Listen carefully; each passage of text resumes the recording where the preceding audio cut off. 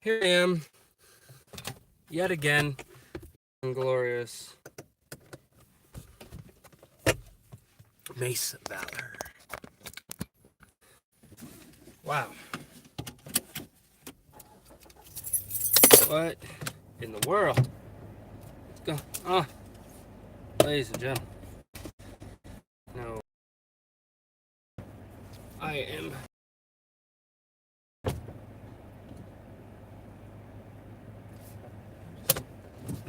Reverse out of here. Let's go this way. What is up, y'all? I don't know if it's being all stuttery for y'all.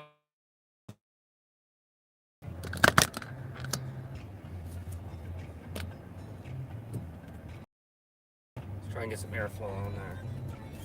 Let's turn that mic off. What are you doing? We want this video to stay up now, don't we? So, got into an interesting conversation with an individual on the Facebook group TaskRabbit, TaskRabbit United, and brought up an interesting conversation piece. I figured and that's kind of something that I talk about extensively about being an independent contractor. And I forgot my headphones. What's up, dog? What's up? How are you guys doing today, first and foremost? In the live chat and or the comments down below.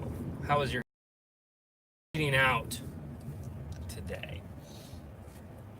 So the conversation, this guy met someone that has something to do with legislation as it pertains to being an independent contractor on various platforms.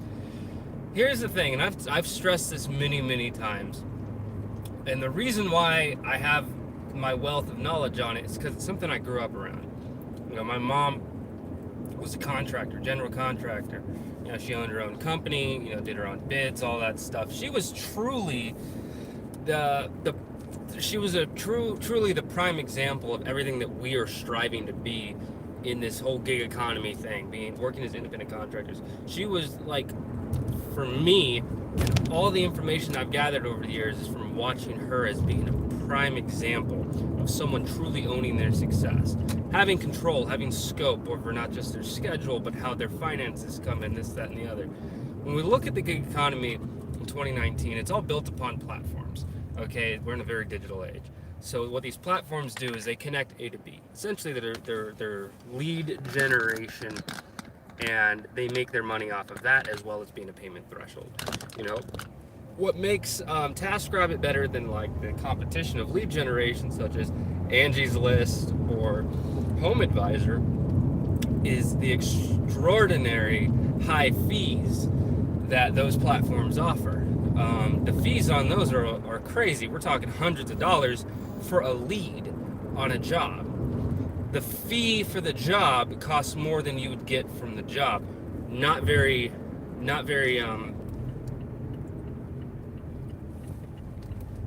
those are all geared and garnered to established companies, as opposed to an individual working on a contract by contract basis.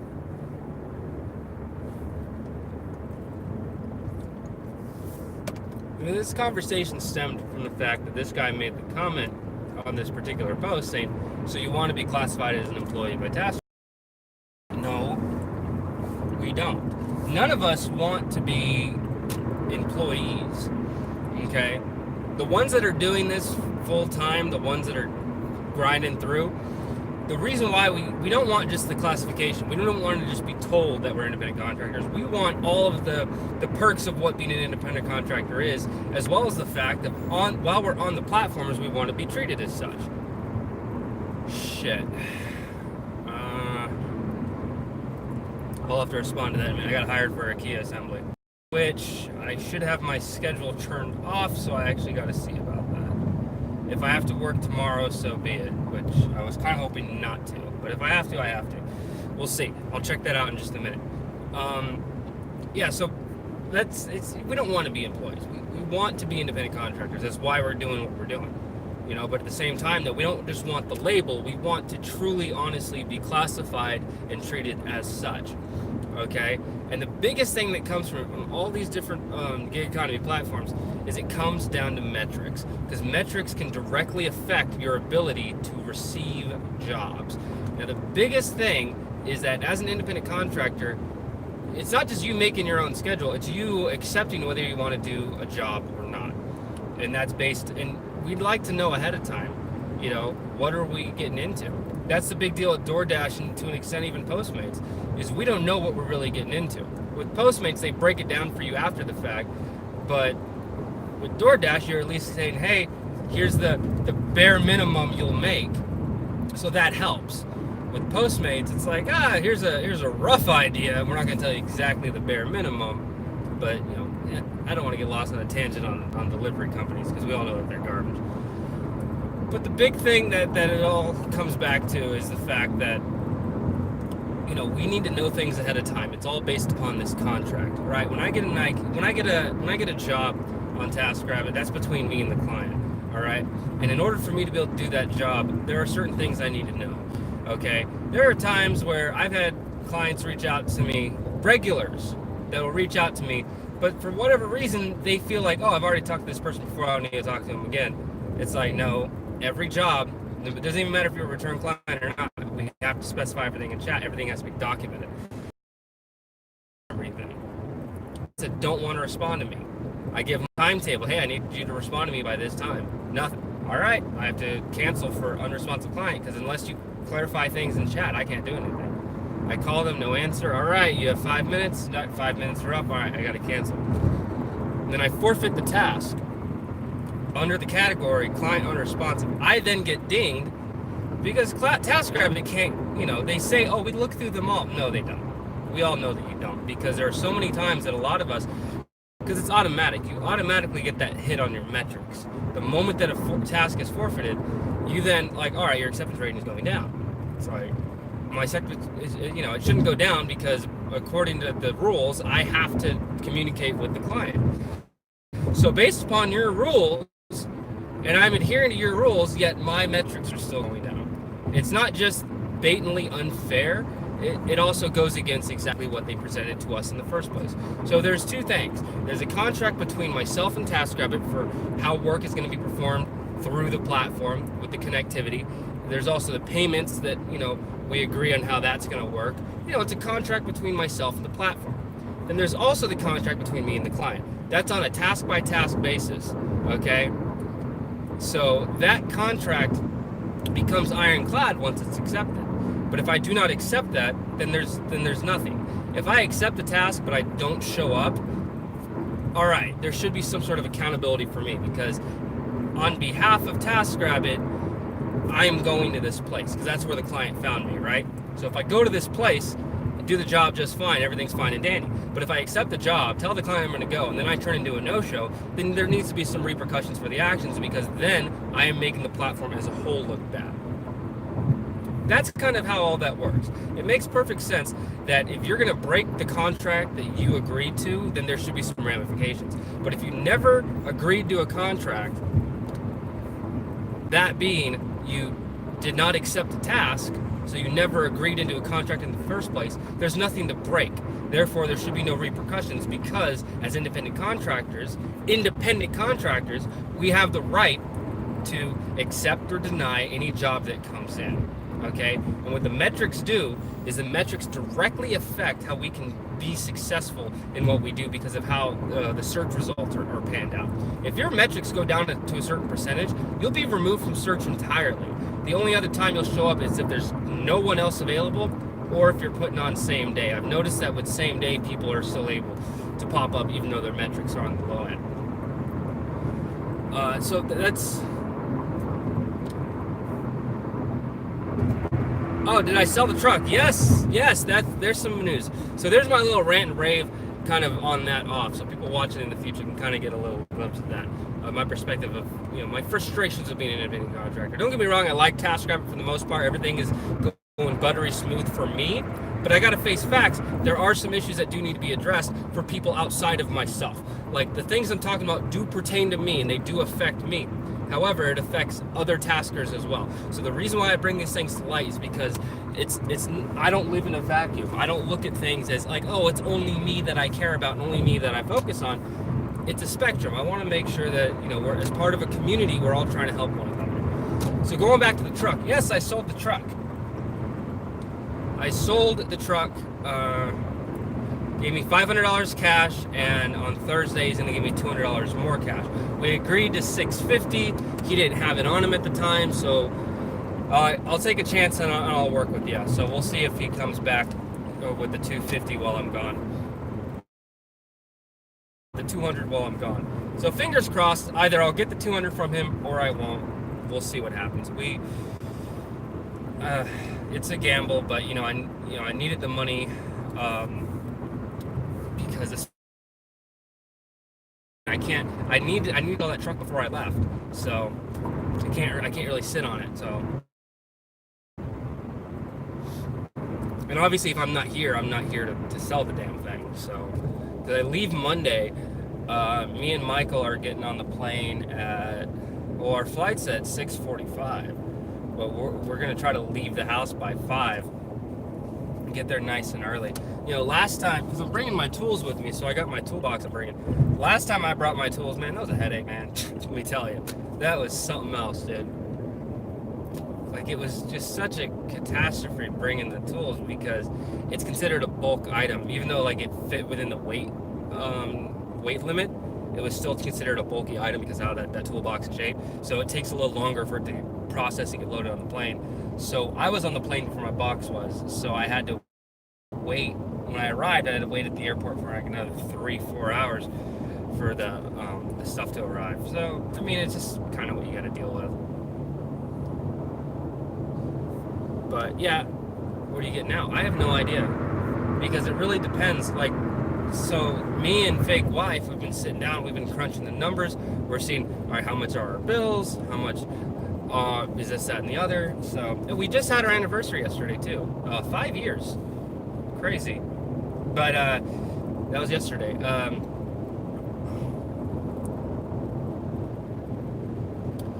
Tackle doesn't have insurance like TaskRabbit does. Actually, TaskRabbit doesn't have insurance. I think I talked about this not too long ago.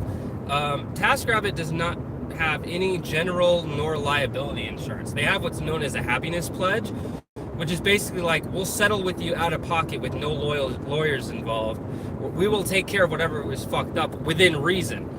But they have no liability. They have no general liability. They have no insurance whatsoever. TaskRabbit has none. Their happiness pledge is their hush money sludge fund. That's all that is. So don't get it twisted. They do not have a true happiness pledge. That's what I'm thinking. I'm thinking of getting just like a much smaller vehicle. If I can get like between 25 to 30 miles per gallon, probably more likely I'm gonna have to get something on the lower end, but like at least 25 miles per gallon, I'll be great. Since I've been driving this, I had to fill it up like twice, but that's mainly because of all the trips on the other side of town I was doing for all those IKEA jobs. But I've driven this to more jobs on one tank of gas in my other truck, so gotta love that, man. I love the fuel efficiency of a smaller vehicle.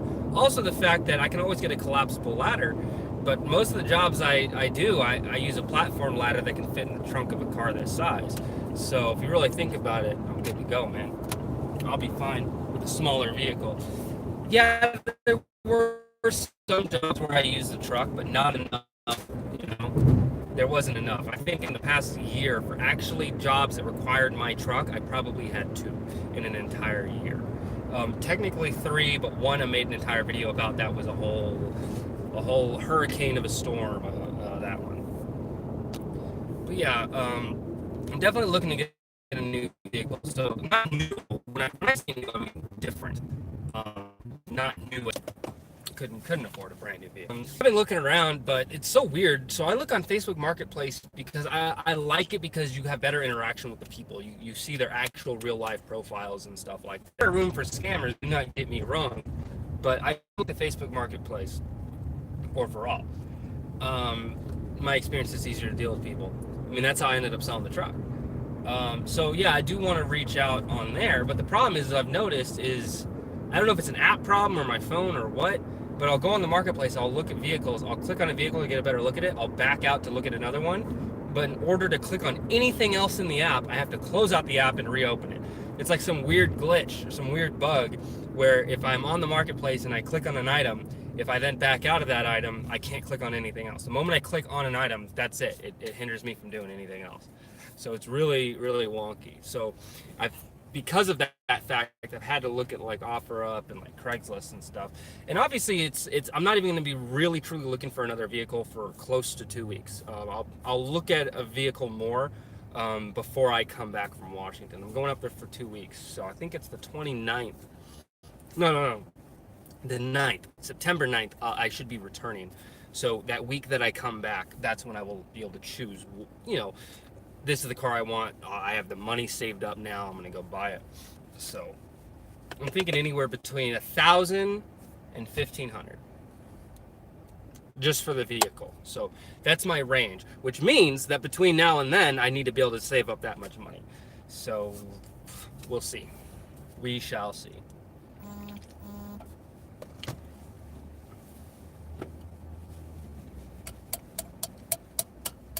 Anyway, any other questions? Anything else going on? I am going to try to stream while I'm up there. Probably not a whole lot, though, because, I will be with family and all that stuff. I've already got one job pending. Well, technically, there's 2 jobs I have pending. One job working with my sister, TaskRabbit one. And then there's another job that I have. Another job.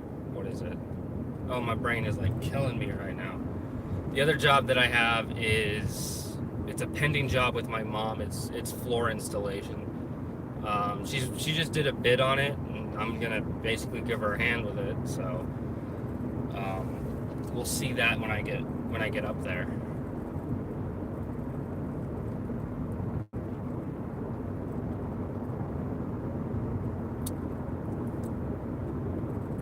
So I'm gonna go up here for a mile, and I think I'm making it right. So yeah, I'm gonna try to do what I do when I go up there. I'm gonna try to work as much as I can. My son has the next week off from school before he goes back. We do have some appointments with his teachers, like they call them ice cream socials, kind of getting the kids together and getting them meeting their new teachers before they actually go in. So for 4th grade, so we're gonna be doing that Thursday. So that's cool. So I'm help my stepdad out. They're working on their house still, so I'm gonna try and give them a hand while I'm up there. Just hang out with the family, So what else?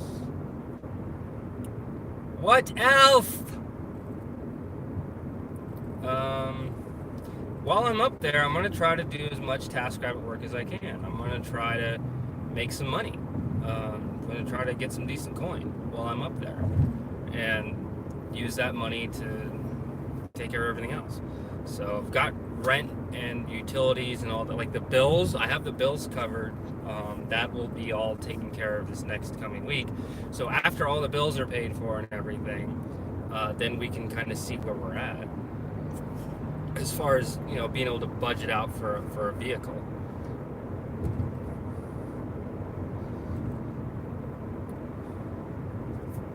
I mean, if I have $1,500, then that means I can realistically buy a car for $12, because you still got to pay for registration and insurance and all that.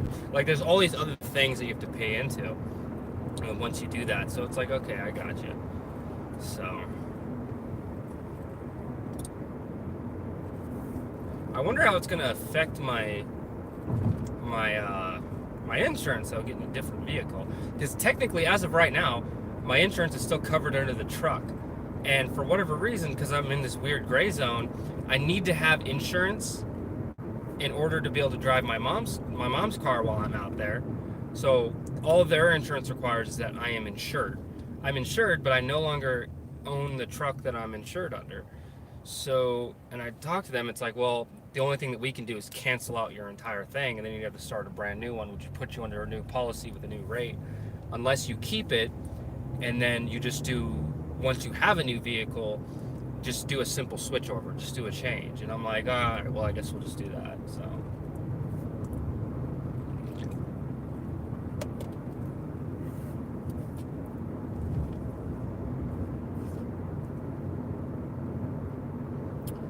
Bop. Rolling, rolling, rolling. Alright, is this dude? I don't like this truck behind me. It's going super fast. There's a bunch of you guys in here today, man. How are you guys going? Nissan Versa. So Nissan's good. I mean, like I've said this before. I mean, honestly, I would want a Kia Soul because I've driven those before, and I actually like the way they drive. They have good fuel. For their size, they're actually pretty roomy. And they got room in the back. So, and I've been looking at things like what, the Cube. That one's okay. The Scions, those are okay too. They do have some mechanical issues that I've heard of. Oh,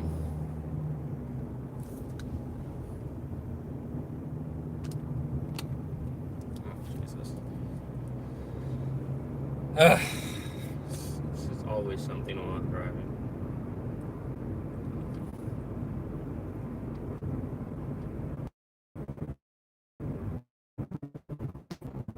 Things I've been looking at.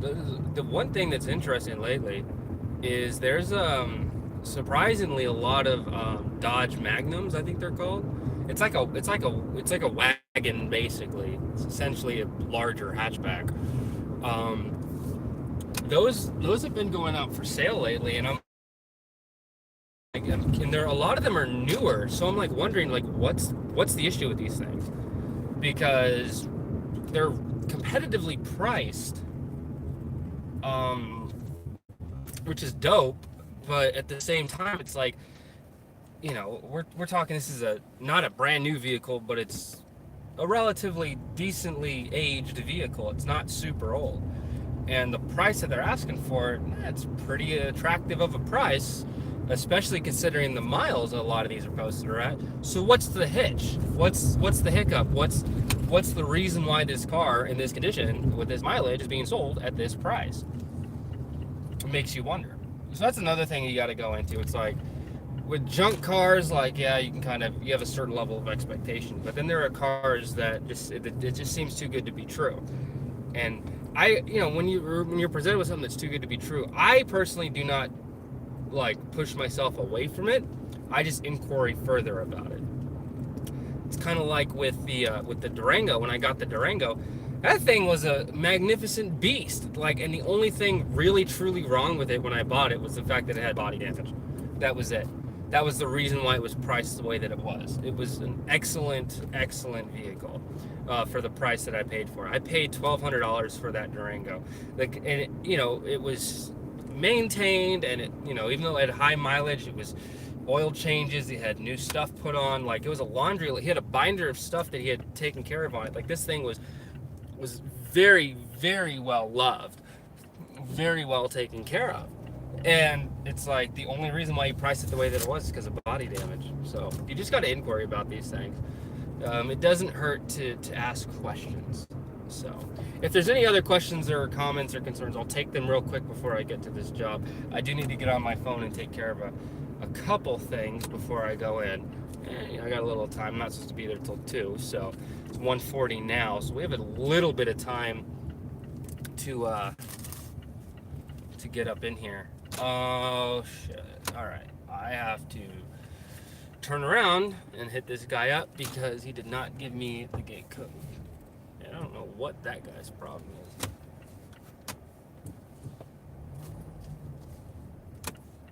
All right, I need to find somewhere to park because there's no parking, no parking, no parking, no parking, no parking. All around here. I'm just trying to make a right turn. Why is it so difficult? Yeah, if you would use your turn signal, I could have gone because I would have known that you were turning in. But you didn't. So here we are.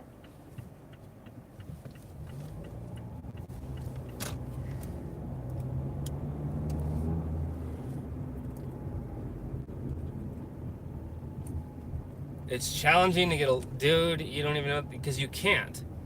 It's not challenging, it's impossible because they don't have that. And the reason why they don't have it is because it costs too much.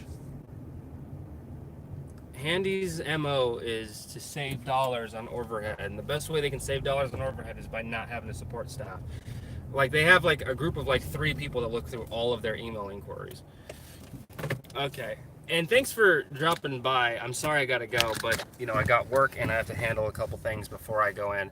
As always, I'm your so glorious and beloved Mace Valor. If you're watching this video in the future, I want to say thank you so much for making it this far. You guys are the real MVP. My channel would be nothing without the engagement that I get, the wonderful engagement from you guys with your questions, your comments, your concerns, your gripes, your grievances, and all that jazz. As always, I'm your so beloved and glorious Mace Valor, signing off.